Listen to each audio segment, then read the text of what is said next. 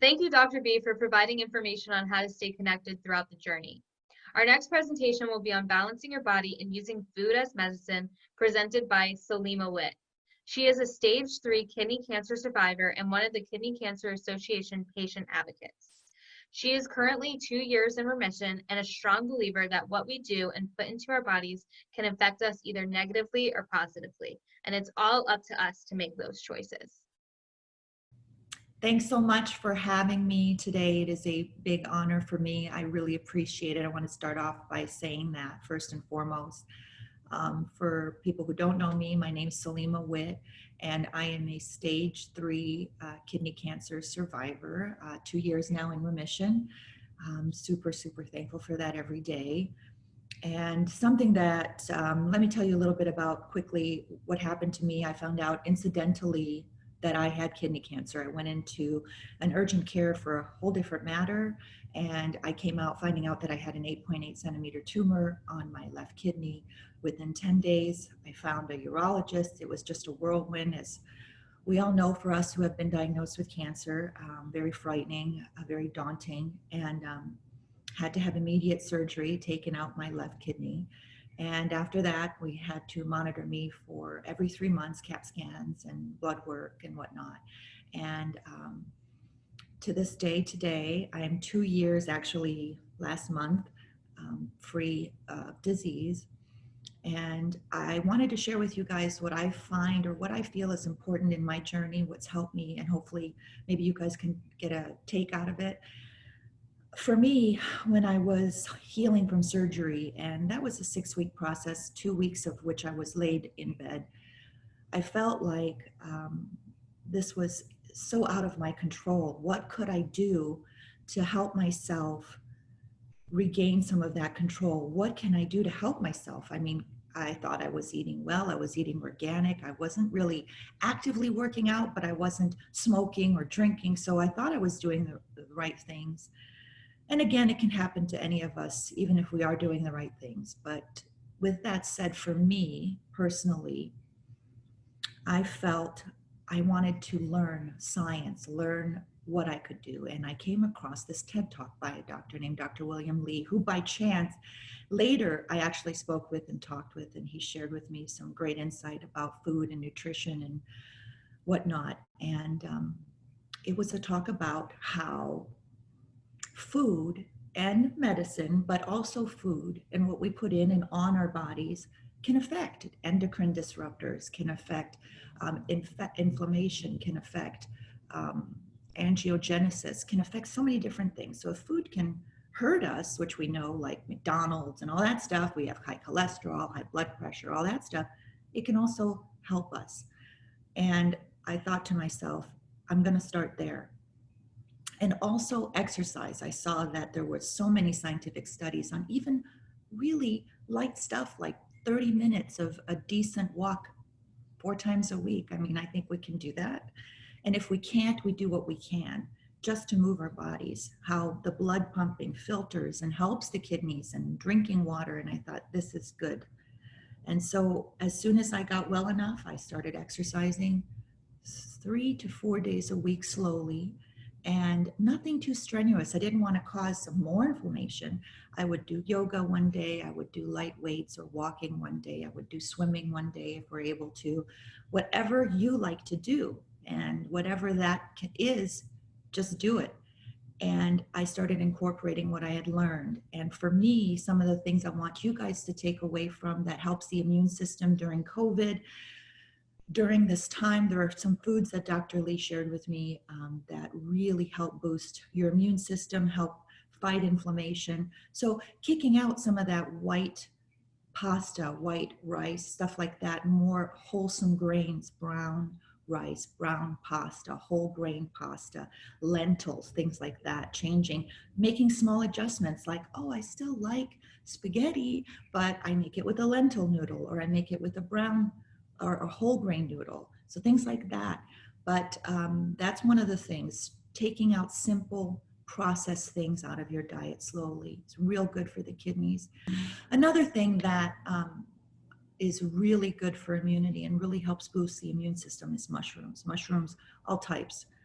cordyceps, lion's mane, reishi, whether it's an organic supplement or it's you putting it into soups or broths or whatever you want to take. That's an incredible immune booster. Miso, things like that, he taught me. So those are really good ones. Cruciferous vegetables boost up the immune system. That's another wonderful one. Broccoli, greens, cabbages, Brussels sprouts, all those cruciferous vegetables, they really kick up the immune system and help us fight disease. So that's another good one. I shared with me tomatoes. I'm trying to think what else I've done. Sourdough bread, amazing stuff. Probiotics and helping boost our gut, and not just probiotics that we take in a pill form, but that we take through our food. Raw vegetables and fruits are one of the best ways.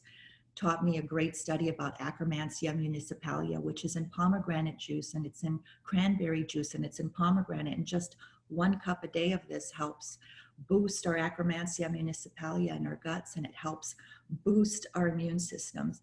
Little things that you can do to help bring stimulation and lessen inflammation and help really boost our chances of beating this horrible disease. And so I incorporated that in my diet. And of course, my teenage kids didn't like it. But it's funny, 2 years later, they're kind of getting used to it. A great food, another great food that's, you know, how people call wonder foods is natto. It's a Japanese food. It has an enzyme in it called natto kinase. Again, super, it's difficult if you're not used to eating it. It's a stringy soybean. But I incorporated that in my diet every day, and it just helps so much with immunity and with balancing that out, which is another important factor. I truly believe that it's like yin and yang, black and white, whatever, opposites.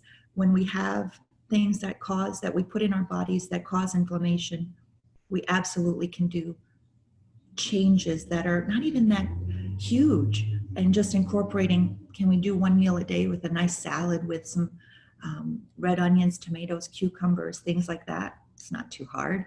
Probiotics have been through so many different studies in NIH and PubMed, and all you have to do really is just Google them, and you could put in all types of different types of probiotics. But in natto, the probiotic that is in natto is called Bacillus subtilis, and it is a colony-forming bacteria that is so good for the digestion, so good for the immune system. It's a wonder food, they call it. So if you guys want to look that up, if you can stomach it, and really, for those who really want to make a change, it's a little bit difficult. Some people love it. The Japanese, it's customary to put a raw egg and rice with it with soy sauce. I don't go that far. I just kind of stomach the 2 spoonfuls a day and hopes that it helps. And with all this being said about food, I think, of course, and I preface by saying this, first and foremost, most importantly, speak to your doctor and make sure that taking natto or eating extra mushrooms doesn't affect the immunotherapy that you're on, or what it is that you're currently, your chemo, whatever it is that you're doing, it doesn't interfere with it. So that's first and foremost. I know that some soy products with breast cancer, they can, and I am not sure if that's, this is why it's up to doctors. But if all is clear, if you look even at, I'm a big promoter of Dr. Lee. He's helped me personally, and also it was kind of like a Bible for me. And about 10 of the best foods in different orders were cruciferous greens, were mushrooms, were oyster sauce. Oysters, big immune booster. That's another one, oysters. Tomatoes, I said, greens like spinach, blueberries, blackberries, anything that's a dark food like that, purple food, very, very good for immune boosting, very, very good for cutting down inflammation. And like I said, also, like the doctor says, if you're able to move, even if you're kind of, not feeling well or things hurt or whatnot. If it's just a casual stroll across the block, that moves the digestion, it moves the oxygen, it moves the blood. It does even more than you think, even if it's just for a few minutes. And if we start off by 5 or 6 minutes one day, by the next week, you'll be down to 10 minutes. And by a month, you'll be at 30. And you will feel the difference. Things hurt less. For me, having lived through a few things that affect my joints, I've noticed a big difference. And then some days when things hurt, I am 48 years old, when things hurt, I just take it easy and I'll just do like a light yoga. I really do believe in my heart and gut that stress also, it's a multifactorial thing, trying to keep our stress down, taking time for ourselves, super important. I know some of us have to work, and during COVID, this is a stressful time, and not seeing our families, to really take a minute when you can, that you deserve it. You should and need to take the time out to honor yourself and respect yourself and your thoughts, and being at peace with yourself. Meditation is big. I find that to be very helpful. Or even just spending time with something that you love to do, whether it's gardening or spending time with your children, to give yourself that as often as you can, even when I understand it's hard during this time. It's such an adjustment, and not being able to see everyone that we love. Make a FaceTime, make a time to chat, to bring goodness to you. That's super important. I've found that through COVID, it's been difficult. As you guys know, virtual appointments and going to the hospital, it's a little bit even more daunting than it used to be. And trying to adapt to that is difficult. So the fact that you're even going through this time is, for me, if I were to speak about some changes that we can make, incorporate some new vegetables in your diet, raw preferably, cooked quickly, if you can, to get all those good enzymes, all that good nutrition in you, and move the body. I think if we can just do those two things, it just really helps our percentages in beating this disease. And that's not just from me, that's from PubMed studies. If you look them up, you'll see that there's all types of wonderful information out there on how what we put into ourselves makes a difference, and that we should all value ourselves enough to make a change for the better, and for wanting to beat this disease. It's tough. I understand that. We all know, we all want a little cookie, and absolutely have a cookie, but just not 12 every day. So absolutely have some joys in life. But I also firmly believe that the fact that I'm in remission today has to do with the fact that I have this saying, cancer can make us very depressed, very hard, very sad, very difficult to get up. And as you know, my name's Salima, and I would say in my mind the days that were really hard, and not wanting to do this, and feeling scared and feeling worried. One day, 1 minute at a time, and I would say this to myself: get up, Sal, get up. So for all of you that are listening and can relate to those moments, get up, move, do what you can. And if you don't feel it today, that's fine. Do it tomorrow, but do it.